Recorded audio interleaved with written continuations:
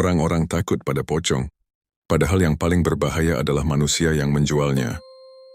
Sudah puluhan tahun toko itu berdiri, Tali Suci Berkah, toko kecil di pinggiran kota itu yang tidak pernah benar-benar tutup. Dan di balik semua itu, ada satu nama yang selalu dibisikkan warga sekitar, Ki Darno. Tidak ada yang tahu umur aslinya. Ada yang bilang ia bekas penggali kubur. Ada yang bilang dulu ia seorang dukun penglaris. Tapi satu hal yang pasti, semua orang yang pernah berurusan dengannya selalu berakhir buruk. Malam itu hujan turun deras. Ki Darno duduk sendirian di tokonya, tangannya keriput, matanya cekung.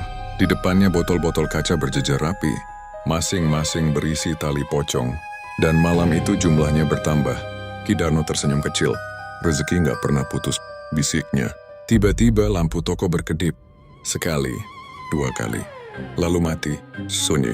Untuk pertama kalinya senyumnya hilang, karena ia mendengar suara kain bergesek. Banyak, bukan satu. Pelan ia menoleh ke belakang, dan tubuhnya langsung membeku. Semua botol dirak berembun.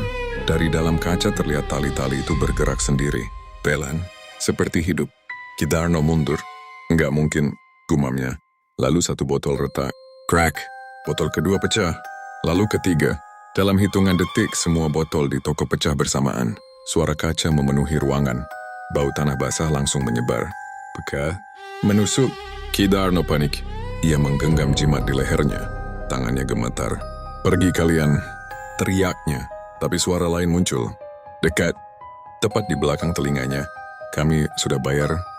Ki Darno menegang. Pelan ia menoleh. Dan di sana berdiri sosok-sosok yang selama ini hanya ia jadikan barang dagangan. Raka, istrinya, dan puluhan pocong lain diam menatapnya. Ki Darno mundur sampai tubuhnya membentur rak. Napasnya memburu. Aku cuma jual jalan. Katanya gemetar. Raka melangkah maju. Kepalanya masih miring. Matanya kosong. Tapi kamu yang buka pintunya. Lampu menyala lagi sesaat. Dan Ki Darno akhirnya melihat semua dinding toko itu penuh bekas tangan hitam berlumpur. Bukan baru, sudah lama ada di sana. Ki Darno menjerit. Untuk pertama kalinya ia benar-benar takut. Keesokan paginya warga sekitar heran, karena toko Tali Suci Berkah kosong. Pintu terbuka, lampu masih menyala, tapi Ki Darno hilang. Yang tersisa hanya satu botol kaca di atas meja kayu tua. Dan di dalamnya, bukan tali pocong, melainkan ikat kepala milik Ki Darno. Masih basah? Kalau kamu berani lanjut ke part 4, siapkan diri. Karena ternyata semua tali pocong itu berasal dari satu makam yang sama.